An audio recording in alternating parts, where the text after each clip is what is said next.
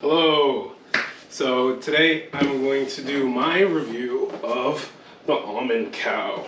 So I'm plant-based, I eat plant-based, and I make a lot of oatmeal and baking, and my preferred method of, or my preferred plant-based milk is oat milk. So today we got some raw oats and we're gonna make some oat milk in the Almond Cow.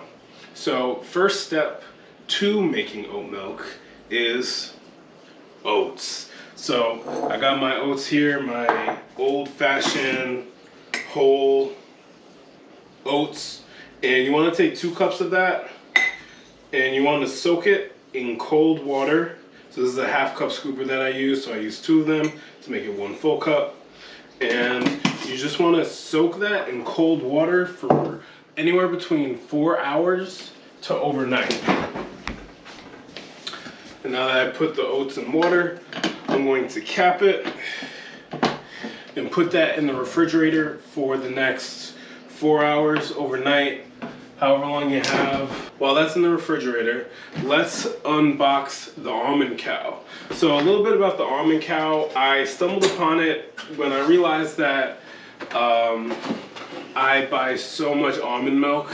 Between probably like every 2 weeks I would buy a carton of almond milk, so it would be 32 ounces every 2 weeks. It was about $6 per container of almond milk. And just doing a rough break-even analysis in my head, I kind of said, hey, if I am potentially buying almond milk into perpetuity, why don't I find a way to make it at home? It tastes better, get a better product, better for the environment because of less waste, and ultimately save money after you hit that break-even point. So I can talk more about the break-even point for this, because for one 32-ounce container of almond milk, which would be 1 unit, costs about $6. And to make the variable cost, so like the materials to make almond milk, costs about $1.5 per 32 ounces. So that is essentially just the cost of the oats, salt, maple syrup, or any sweetener that you want to use, water, however much water is for you, you'd want to factor that into your cost, and the fixed cost of the Almond Cow. So the Almond Cow runs about $200. You get directly from their website. I can link that below in the description. But this is not sponsored. This is just a video that I thought was cool and I've always wanted to make, so here we are making it. And so when you take your $200 divided by the unit cost minus the variable cost, it breaks down to about 44 units. So you would have to make 44 32-ounce batches of almond milk for this to be worth it. And for me, someone who drinks about maybe 2 a month, and 12 months out of the year, that comes out to about 24 boxes of almond milk, 24 times 2. So in about 2 years' time, I will break even on this purchase of an Almond Cow. And you think to yourself, wow, that's a long time. 2 years will be here and gone before you know it, and you'll be making so many batches of almond milk, cashew milk, pistachio milk, almond milk, oat milk. And the variety, to me, was important to me. So despite being able to break even or not, I think for me this was worth it. And that's something you would have to decide for yourself if you would like to purchase an Almond Cow. Alright, so now we got the break even analysis out of the way. Let's get to the unboxing. So what do you have when you open this? So when you flip it open, first thing you notice that it comes with a power cable. Of course you're going to need power. And it comes with this nice instruction manual that shows you how it works, how to clean it, and some products that they're selling. So instruction manual, awesome, love that. Always read instructions. You'd be surprised what you learn. Give me a little nice Almond Cow sticker. And then as we open this, oh wow. So it comes in this very nice kind of tote bag, I want to say. This is a sturdy bag. I like bags, So as a bad guy, I will be reusing this, repurposing this for something. And of course it says, got some almond milk on the front. Make the cow, what's it called? Almond Cow, make your plant-based milk, hashtag. Okay, so here's the Almond Cow. And it's not small, but here's it in comparison to an air fryer and in comparison to a tea kettle. So it's not exactly small, not exactly large, but it will take up some space. Hey, so we're back. It's been 4 hours. Let's time to get the oats out of the refrigerator. Oh, and let's get our maple syrup. Okay, so now that we have everything, this is pretty simple to make.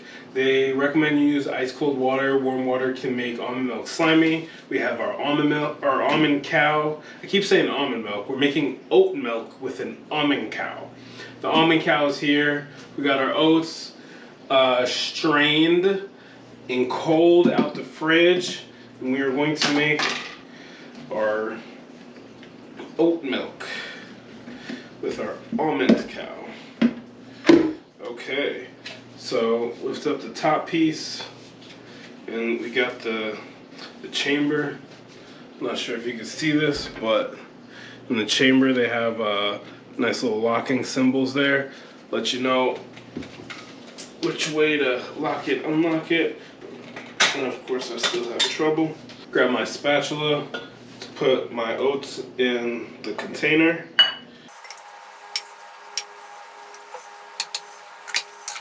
This little cup that it comes with really comes in handy to stabilize either the top piece or the bottom piece.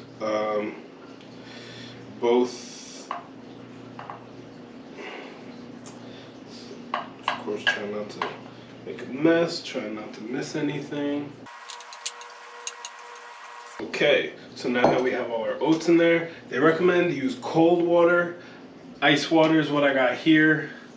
So I'm gonna try to pour this in without getting in any of the ice. I'm gonna use a strainer to do so.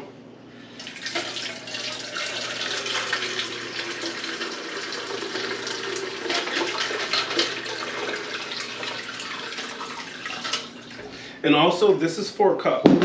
On the inside, they have minimum and maximum. I think you can kind of see that. They have minimum and maximum on there, and that's for the water levels. So I just kind of timed it right in the middle, and I'm not really measuring any of this. Not that I don't believe in measurements, but it's really how you feel. Just put a little tips of this. A little bit of maple syrup for flavor, vanillas for flavor as well. Drop a little maple syrup, and this is some pure maple, straight from Vermont. I took a trip to Vermont last fall, and one thing I do when I travel is I try to get some of the good stuff.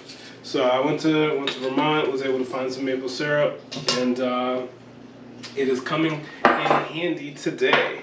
Okay, so we have our water, we have our oats. Now, time to put it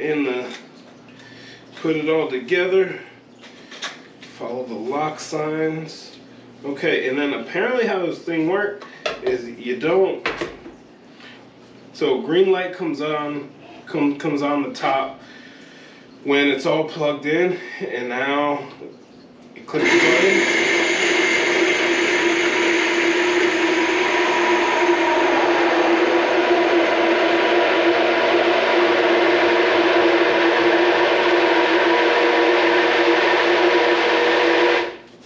Oh, damn, I was just about to start dancing, but it's ready.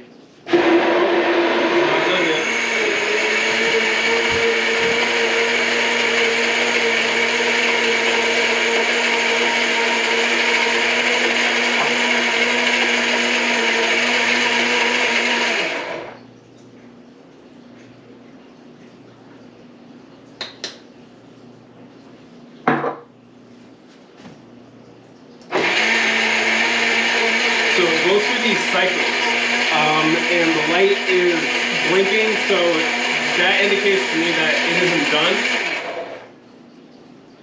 And I assume it's just going to go through the cycles, the milkification process, if you will, to milkify these oats and give us some milk from the oats. And the light is solid, so I'm going to assume it's done. Okay, now we pull it up and let this drip, drip, drip, drip.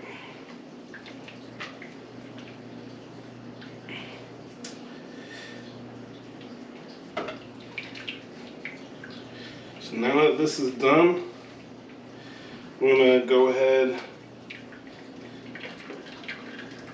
and put this in here, let that drip, and we have our 32 ounce cup and our funnel.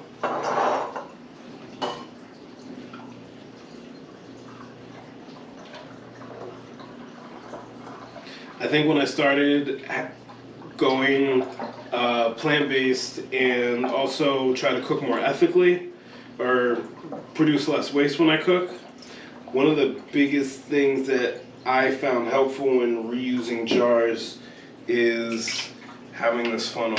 Because with this funnel, I essentially can put anything in any jar I would like. And it's a lot of drippy stuff.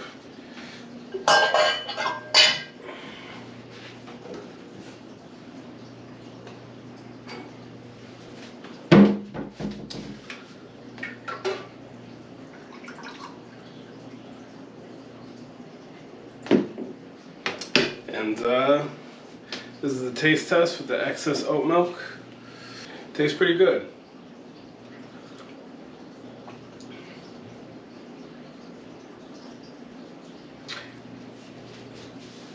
I have to say it is tasty. Sometimes I feel like it's counterintuitive. Like, I make oatmeal with my oat milk.